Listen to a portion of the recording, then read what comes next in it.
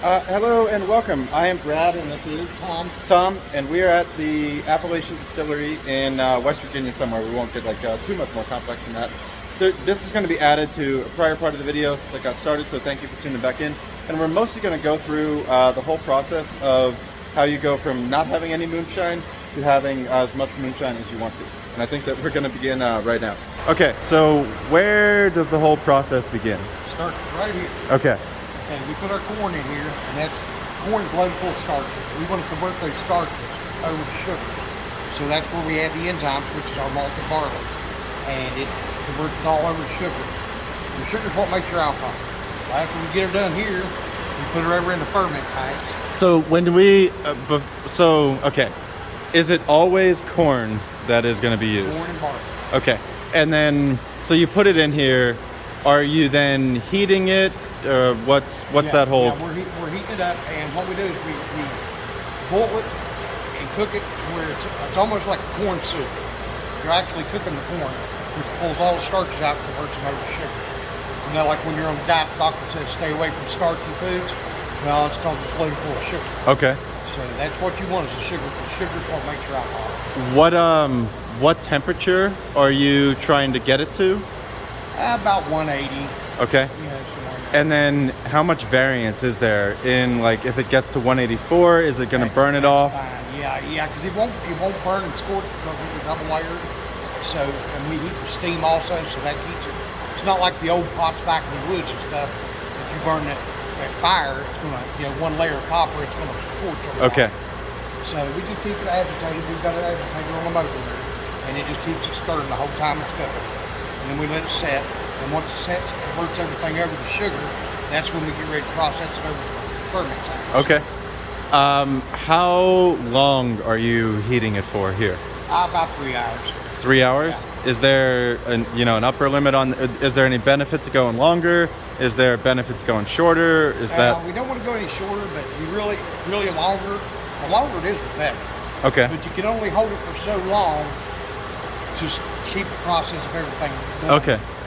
So I'm trying to get into some different agricultural projects where, if there's excess heat, maybe you can use it for this, or if there's excess energy, you can use it for that.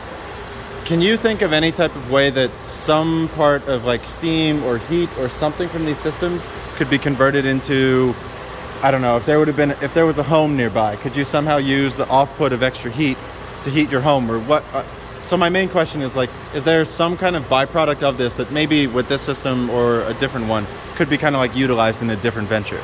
Yeah, on some units you can, but this one it actually backfeeds to the boiler, so it's actually recycling. What we don't use is recycle, and we use it again. Oh, okay. So the whole time we're actually using this on 650 gallon pots, so it's actually recycling itself through the whole system of life. Okay, that's really cool. I was just working on a hydroponics growing facility, and they're recycling their water through the entire time. And really what I'm trying to find is how many close to closed loop systems can you build where you're using any byproduct as possible. So that's really amazing that you're able to do that with the heating. Yeah, you can do it. You just a lot of techniques and machines. Your actual boiler has to have the capability of being able to do that also. Okay. So, Okay. Yeah, all right, so corn malt as well goes in at this part. 3 hours, 180 degrees Fahrenheit, and then does it go through this pipe? No, it actually comes out down here at the spout, and there's a valve way up underneath there. Okay. And we have a pump, and we pump it on a 3-inch hose. And it pumps over into the ferment tank. Okay. And this is 2 cooks over here. Average 900 to 1,000 gallons for double cook. And there's where actually all the magic happens. That's where we add the yeast.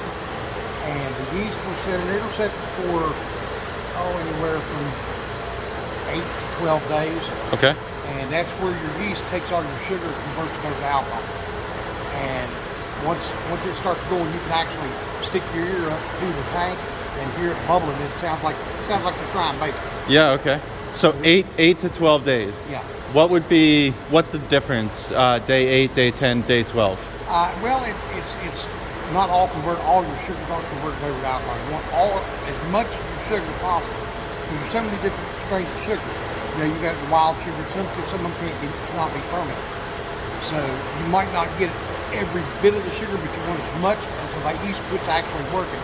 You know, the dial, because there's nothing for it to eat.